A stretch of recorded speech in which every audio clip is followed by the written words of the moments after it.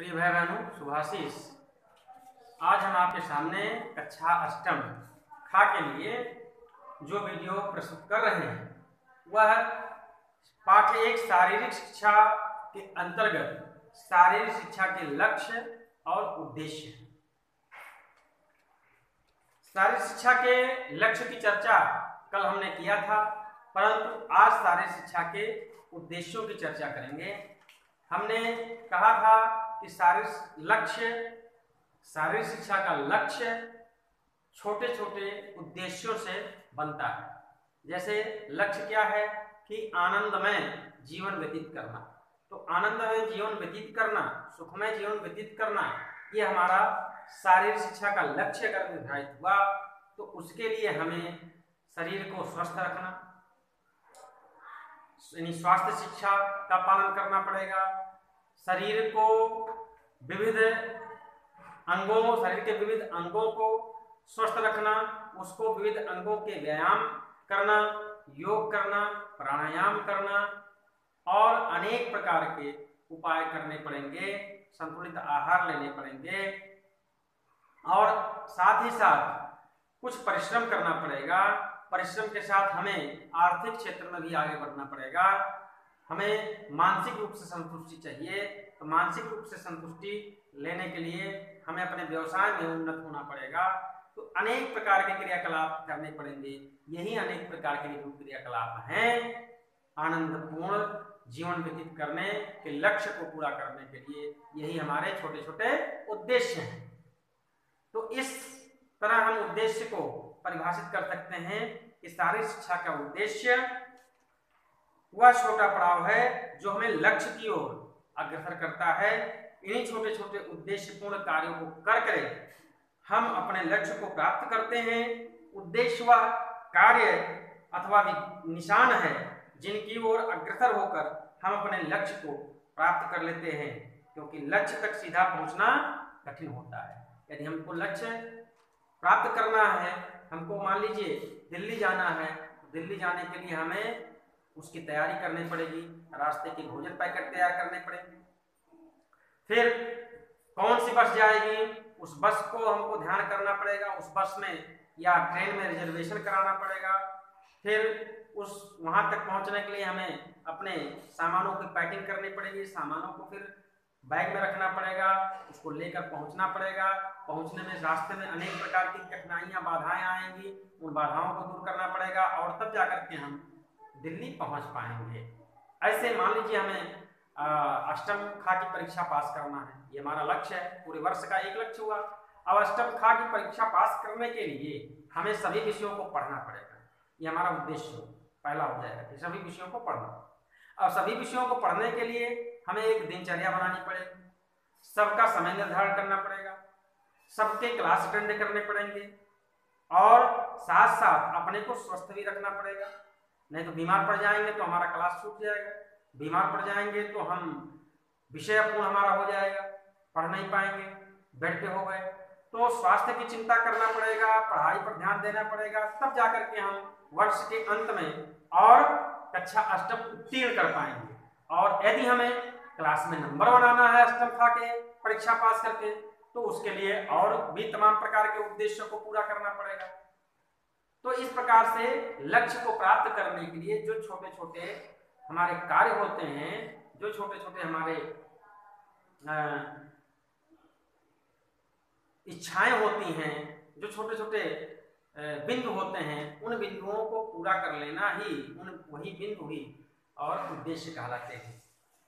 तो इसलिए हमें लक्ष्य तक पहुंचने के लिए उद्देश्यों को निर्धारित करना होता है, क्योंकि लक्ष्य तक हम सीधा नहीं पहुंच सकते। तो छोटे छोटे उद्देश्य निर्धारित करना पड़ता है कि आज हम इस विषय को याद कर लेंगे, आज हम अंग्रेजी याद करेंगे, कल हम गणित याद करेंगे। छोटा उद्देश्य अपने को तैयार करना पड़ेगा। आज पाठ 1 हम तैयार कर लेंगे, छोटा उद्देश्य।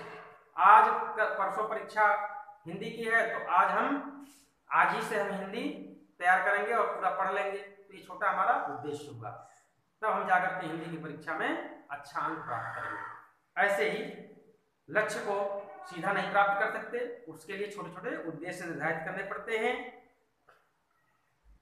और उन उद्देश्यों को पालन करते हुए हम आगे बढ़ते हैं। अब शारीरिक शिक्षा के जो उद्देश्य हैं वो क्या है? वो पहला है शारीरिक विकास। शारीरिक विकास के लिए नियमित वृद्धि और विकास पर ध्यान देना होगा कि हमारा जो वृद्धि है, हमारा जो विकास है वो नियमित हो रहा है कि नहीं हो रहा है, कहीं शरीर में रुकावट तो नहीं आ रही है, कहीं हमारी लंबाई तो नहीं रुक रही है, कहीं हमारी मोटाई तो नहीं रुक रही है, हमारा वजन तो कम नहीं हो रहा है, ये सब ध्यान देना पड़ेगा। दूसरा है शरीर के सभी संस्थानों का सामान्य कार्य करना। शरीर के सभी संस्थान बालक के कार्य कर रहे हैं कि नहीं कर रहे हैं। मस्तिष्क तथा मांसपेशियों में तालमेल बढ़ाकर और कौशल बढ़ाना।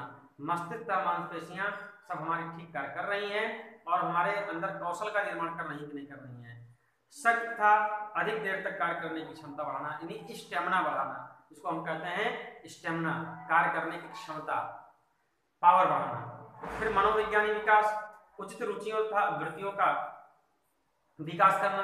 जो हमारी उचित रुचि है, अभिवृत्तियां हैं, मनोवृत्तियां हैं, उनका विकास करें। हम गलत रुचियों की तरफ तो नहीं जा रहे हैं, इस पर ध्यान देना।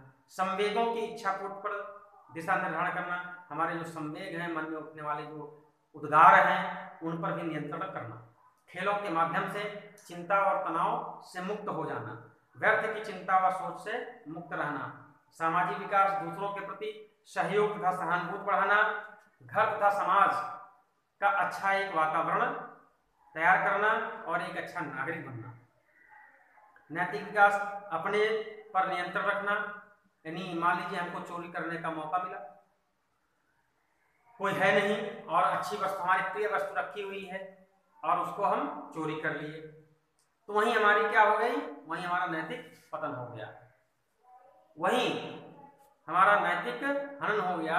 तो इसी को कंट्रोल करना कि कोई नहीं है तो हमारे जो है रक्षा का केंद्र हो गया, हमारी रक्षा का विषय हो गया कि हम इसकी रक्षा करेंगे, कोई तीसरा इसको न लेने पावे, चुराने पावे।